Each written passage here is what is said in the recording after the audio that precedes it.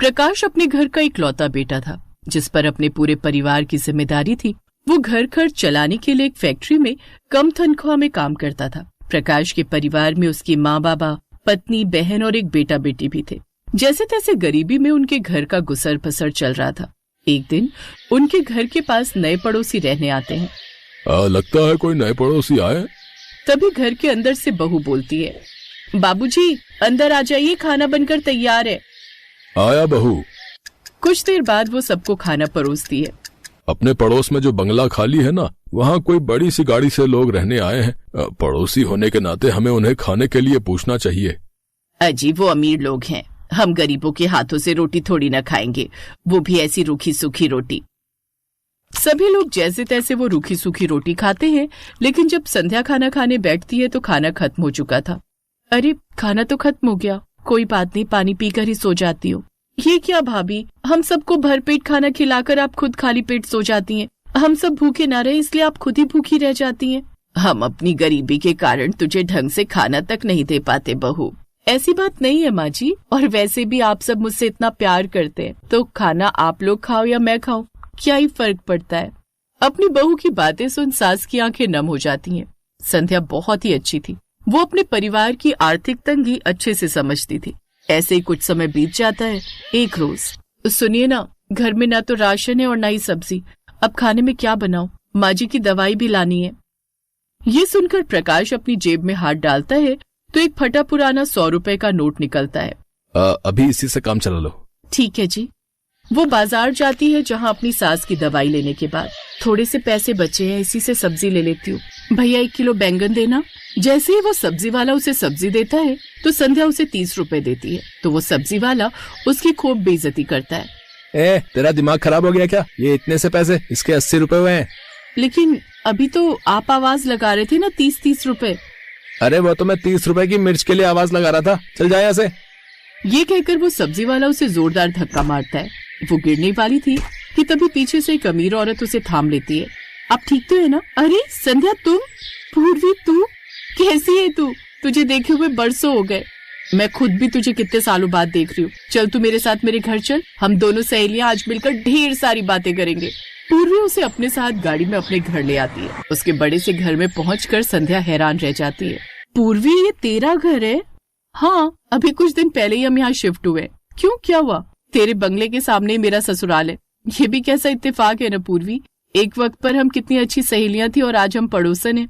तू खुश तो है ना संध्या? हाँ, मैं बहुत खुश हूँ। काश मैं तुझे बता पाती कि मैं आज भी गरीबी की उसी दहलीज पर हूँ जहाँ मैं शादी से पहले थी। कुछ देर बाद वो घर लौट आती है जहाँ सभी उदास बैठे हुए थे। अरे क्या हुआ, आप सब इतने दुखी क्यों लग रहे हैं?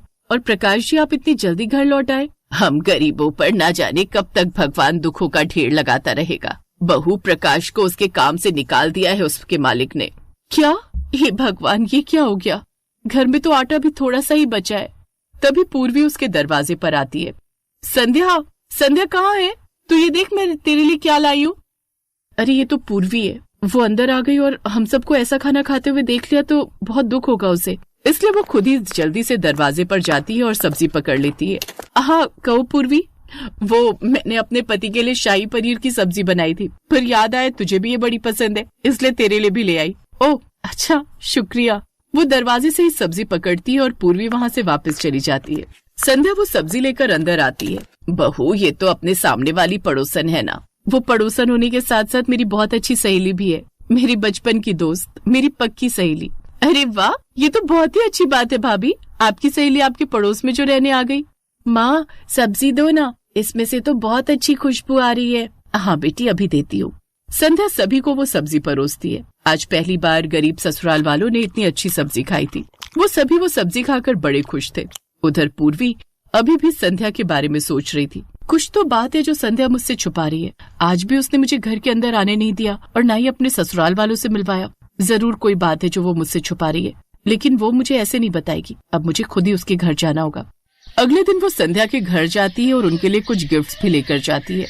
नमस्ते माँ जी, मैं पूर्वी हूँ, आपकी बहू संध्या की सहेली। हाँ हाँ, बहू ने बताया था। बिटिया आओ, यहाँ बैठो ना। बूढ़ी सरला अपनी साड़ी के पल्लू से कुर्सी साफ करती है, लेकिन पूर्वी जमीन पर ही बैठ जाती है। अरे ये क्या, आप तो जमीन पर बैठ गई, कुर्सी पर बैठिए ना। हम तो गरीब हैं, हम लोगों की आदत है जमीन पर बैठने की, लेकिन एक अमीर घर की नींव भी तो जमीन ही होती है ना। चलिए अब आप सब खाना खा लीजिए, मैं आप सबके लिए खाना और ये कुछ गिफ्ट्स भी लाई हूँ। खाना? थैंक यू आंटी, मुझे तो बहुत तेज भूख लगी थी। पिछले कुछ दिनों से हमने ठीक से रोटी भी नहीं खाई, सिर्फ एक एक रोटी ही खा रहे थे और कल से तो कुछ भी नहीं खाया। चुप हो जाओ अनु, उसे क्यों चुप करवा रही है? वो जो कह रही है उसे कहने दे। संध्या, हम दोनों बचपन से साथ में पढ़े, बचपन की दोस्ती जवानी तक रही और अब तुमने एकदम से मुझे यूं पराया कर दिया। मुझे ये सब बताना भी जरूरी नहीं समझा? तूने मुझे इस लायक भी नहीं समझा कि सच बता सके? वो बात नहीं है पूर्वी, बस मैं तुझे ये सब बताकर परेशान नहीं करना चाहती थी। तो अब तू मुझे मेरी मदद करने के लिए मना नहीं करेगी। जीजा जी, आप ये कुछ पैसे रखिए और इससे खुद का कोई काम शुरू कर दीजिए। लेकिन मैं ये कैसे रख सकता हूँ? काम चल निकला तो वापस कर देना, नहीं तो छोटी बहन समझकर रख लेना। तुम सच में बहुत अच्छी हो पूर्वी। दोनों सहेलियां एक दूसरे के गले लग जाती हैं। अब प्रकाश खुद का किराने का काम शुरू कर देता है, जिससे उसे अच्छी कमाई होने लगती है और कुछ ही दिनों में वो पूर्वी के पैसे भी लौटा देता है। अब वो भी अपना बड़ा पक्का घर बनवा लेते हैं और इस तरह अब दोनों सहेलियां आसपास खुशी खुशी रहती हैं।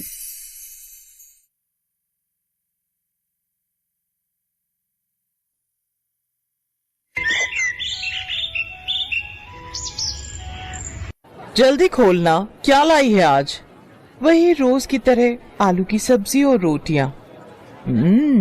वाह यार, तेरी मम्मी कितनी टेस्टी सब्जी बनाती है। ला तू अपना टिफिन मुझे दे दे। रुक, तू ये रोज रोज मेरी आलू की सादी सब्जी और रोटी क्यों खाती है? क्यों खाती हूँ का क्या मतलब? मुझे टेस्टी लगती है। ले, तू मेरा टिफिन खा ले। अच्छा, क्या लाई है आज तू? मुझे नहीं पता, खुद खोल के देख ले। अरे वाह, पनीर के पराठे। आना, दोनों मिलके खाते हैं। तू खा यार, मैंने तो परसों ही खाए थे। मैं तो तेरा ही टिफिन खाऊंगी। ये कहानी है इन्हीं दो सहेलियों की, गरिमा और अंकिता। गरिमा गरीब घर से थी और उसके पिता मजदूरी किया करते थे, जबकि अंकिता एक अमीर सेठ की बेटी थी जो कि एक फैक्ट्री के मालिक थे। अंकिता जानबूझकर रोज गरिमा के टिफिन से ही खाना खाती थी और उसे अपना टिफिन दे देती थी ताकि गरिमा भी अच्छा खाना खा सके। फिर एक दिन, अंकिता सुन, कल मैं कॉलेज नहीं आऊंगी। हैं? पर क्यों? तेरे बिना मेरा दिल कैसे लगेगा यार? वो मुझे पापा के साथ एक रिश्तेदार के यहाँ जाना है, जरूरी है। अच्छा, कोई लड़के वड़के का चक्कर तो नहीं है? हट पगली, ऐसा कुछ भी नहीं है। वो पापा के चाचा है ना, वो बहुत बीमार है, तो पापा के साथ बस उन्हें ही देखने जाना है। अच्छा, परसों तक तो आ जाएगी ना? हाँ, मैं कल शाम को ही लौट आऊंगी, तो चिंता मत कर। अच्छा तो चल फिर एक काम करते हैं, मैं शाम को तेरे घर आती हूँ, साथ में गोलगप्पे खाने चलेंगे, क्या बोलती है? डन, बट टाइम से आ जाना, हर बार लेट करती है तू। अंकिता को पैसों की कोई कमी नहीं थी, लेकिन इस बात का उसे जरा भी घमंड नहीं था और अंकिता की यही बात गरिमा को सबसे अच्छी लगती थी। पढ़ाई में अंकिता ठीक ठाक थी, जबकि गरिमा पढ़ाई में बहुत होशियार थी। इसीलिए परीक्षाओं के दिनों में गरिमा अंकिता की पढ़ाई में बहुत मदद करती थी। फिर उसी शाम, गरिमा, ओ गरिमा, बाहर आना। अरे अंकिता, कैसी हो बेटी? नमस्ते अंकल, मैं ठीक हूँ, आप कैसे हैं? नमस्ते, मैं ठीक हूँ बेटी। अच्छा, वो आपके चाचा जी कैसे हैं अब? बस बेटी, अंतिम सांसें गिन रहे हैं, उम्र भी तो हो गई है ना। जी अंकल, वो गरिमा। ले, आ गई मैं। पापा, मैं जरा थोड़ी देर में आती हूँ। ठीक है, पर ज्यादा देर मत करना। अंकिता गरिमा को अपनी कार में बिठाकर बाजार ले गई और दोनों ने जी भरकर गोलगप्पे खाए। फिर दोनों काफी देर तक बातें करती रहीं, जिस वजह से गरिमा को घर लौटने में देर हो गई। और फिर, गरिमा, तुम मेरी बात क्यों नहीं सुनती? पापा प्लीज, अब फिर से वही बातें मत शुरू करना आप। क्यों ना करूं? तेरे कहने पर मैं उस अंकिता के सामने कुछ नहीं कहता। पर बेटी, तू मेरी बात समझ, ये सारे पैसे वाले एक जैसे ही होते हैं। पहले खुद ही हमारे भले बनते हैं और फिर पर पापा अंकिता वैसी नहीं है, मेरा यकीन कीजिए। तुझे मैंने लाख बार समझाया है, तू उसे पढ़ाती है ना, बस इसीलिए वो तुझसे दोस्ती का दिखावा करती है। तू देखना, एक दिन जब उसका मतलब निकल जाएगा ना, तो वो तुझसे बात तक नहीं करेगी। इधर किशोर गरिमा को समझा रहा था तो दूसरी तरफ अंकिता के पापा सेठ अमरलाल भी गुस्से से अंकिता का इंतजार कर रहे थे। कहाँ गई थी अक्कू? वो मैं और गरिमा गोलगप्पे खाने गए थे पापा, बस मेन मार्केट में। अरे तो मुंशी जी को कह दिया होता, यही मंगवा लेते तुम्हारे लिए गोलगप्पे। पापा पर गोलगप्पे खाने का मजा तो ठेले पर खड़े होकर ही आता है, और फिर कल गरिमा बाहर जा रही है तो। ओहो अंकिता, मैंने तुम्हें 1000 बार समझाया है, उस फटीचर से दूर रहो। तुम्हारे स्टैंडर्ड को सूट नहीं करती वो। पापा प्लीज, वो मेरी दोस्त है, उसके बारे में तो ऐसा मत बोला कीजिए आप। बेटी इस बात को गांठ बांध लो, अमीर और गरीब कभी दोस्त नहीं हो सकते। उसकी नजर तुम्हारे पैसों पर है, तुम उसे घुमाती फिराती खूब खिलाती पिलाती हो, तो बस इसीलिए वो तुम्हारे साथ दोस्ती का नाटक कर रही है। देखना एक दिन आएगा और वो कोई ना कोई बहाना बनाकर तुमसे पैसे मांगेगी। पापा गरिमा बहुत खुददार है, ऐसी नहीं है वो। ये तो वक्त ही बताएगा बेटा कि कैसी है वो। फिलहाल तुम उससे दूर रहो, क्योंकि मैं तुमसे कह रहा हूं। अंकिता गुस्से में वहां से चली गई। अमरलाल भी अपने कमरे की तरफ बढ़ गए, लेकिन उन दोनों के अलावा भी वहां कोई था जो ये सब देख और सुन रहा था। असल में अंकिता गरिमा के घर अपना पर्स भूल आई थी, जिसे वापस देने के लिए गरिमा अंकिता के घर आई थी। लेकिन वो घर के दरवाजे को पार न कर सकी, क्योंकि उसने वहीं पर अंकिता और अमरलाल की सारी बातें सुन ली थी। वो उदास होकर अपने घर चली गई, लेकिन इस बारे में उसने अंकिता से कभी कुछ नहीं कहा, और ना ही गरिमा और अंकिता की दोस्ती में कोई फर्क आया। ऐसे ही वक्त बीता और फिर कॉलेज का आखिरी साल भी पूरा हो गया। कॉलेज के आखिरी दिन अंकिता पूरे कॉलेज में गरिमा को ढूंढ रही थी, लेकिन गरिमा का कहीं कुछ अता पता नहीं था, क्योंकि वो तो अस्पताल में थी। डॉक्टर साहब प्लीज मेरे पापा को बचा लो। देखो बेटी, हम पूरी कोशिश कर रहे हैं, पर इनकी तबीयत बिगड़ती जा रही है। आप जल्द से जल्द 2 लाख रुपए का इंतजाम करो, वरना हम इनका ऑपरेशन नहीं कर पाएंगे। नहीं नहीं, आप ऑपरेशन शुरू कीजिए, मैं पैसों का इंतजाम करती हूँ। गरिमा अपने रिश्तेदारों और पड़ोसियों से मदद मांगती है, लेकिन सभी ने हाथ खड़े कर दिए। गरिमा ने सोच लिया था कि अब वो अपना मकान गिरवी रख पैसों का इंतजाम करेगी, लेकिन तभी उसे अंकिता का ख्याल आया। ओहो, अंकिता को तो मैंने कुछ बताया ही नहीं, वो मुझे ढूंढ रही होगी। ऐसा करती हूँ, एक बार उससे मिल लेती हूँ और सारी बात बता देती हूँ। हो सकता है मकान गिरवी रखवाने में वो कुछ मदद कर सके। ये सोचकर गरिमा अंकिता के घर पहुंची, तो वहाँ उसका सामना अंकिता की जगह उसके पिता अमरलाल से हुआ। हाँ बताओ, क्या बात है? अंकल जी, वो मुझे अंकिता से मिलना था।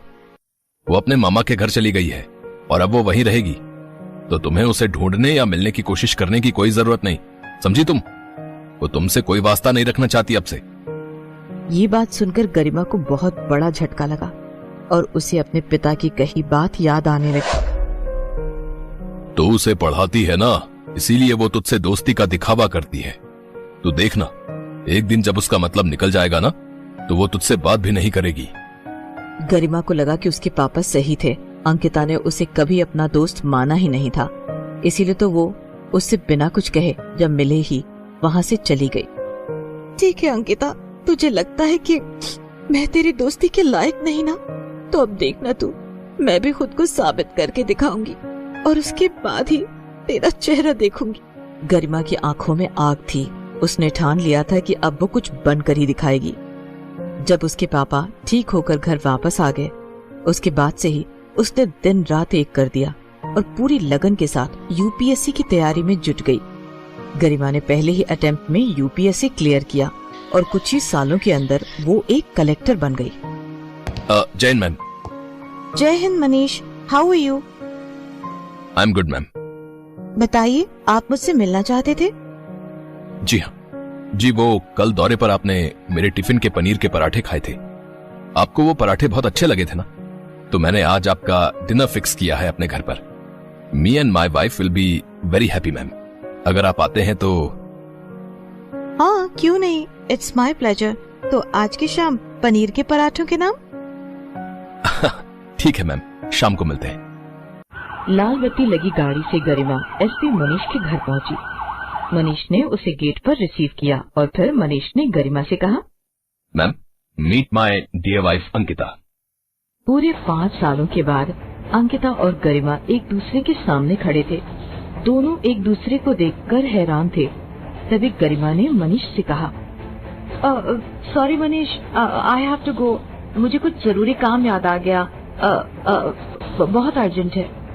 मनीष कुछ कह पाता उससे पहले ही गरिमा तेज कदमों से चलते हुए अपनी गाड़ी में बैठ गई। वो गुस्से से लाल थी तो दूसरी तरफ अंकिता वहीं दरवाजे पर खड़ी खड़ी रोने लगी। इस बात को कई दिन बीत गए। फिर एक दिन जब किसी जगह दंगे की स्थिति पैदा हो गई थी तो मनीष वहाँ सिचुएशन को कंट्रोल करने में लगा था। लेकिन तभी एक दंगाई ने मनीष पर एक हथियार से हमला कर दिया। मनीष को फौरन अस्पताल में भर्ती कराया गया और इत्तेफाक ये था कि वो अस्पताल उसी ठीक इलाके में था जहाँ कभी गरिमा और अंकिता रहा करते थे। मनीष के घायल होने की खबर सुनते ही गरिमा और अंकिता फौरन अस्पताल पहुँचे, पर पहले अंकिता अस्पताल पहुँची। डॉक्टर साहब, प्लीज प्लीज मेरे पति को बचा लीजिए। देखिए एक मिनट बेटा, आपको मैंने पहले कहीं देखा है। आप तो वही हो ना जिसने उस दिन उस गरीब की मदद की थी? हाँ, अंकिता, यही है ना आपका नाम? हाँ जी सर, पर आपने वो बात किसी को बताई तो नहीं ना? नहीं बेटी, पर तुम्हारी दोस्त आई थी बाद में। उसके हाथ में पैसे थे। सुना है अपने पिता को बचाने के लिए उसने अपना घर गिरवी रखा था, पर तुम्हारी मदद की वजह से उसका घर बिकने से बच गया। मैंने उसे नहीं बताया कि उसके पिता के ऑपरेशन के लिए सारे पैसे तुमने दिए थे। नहीं सर, वो मेरे पापा के पैसे थे। अपने दोस्त के पापा की जान बचाने के लिए असल में मुझे अपनी दोस्ती गिरवी रखनी पड़ी।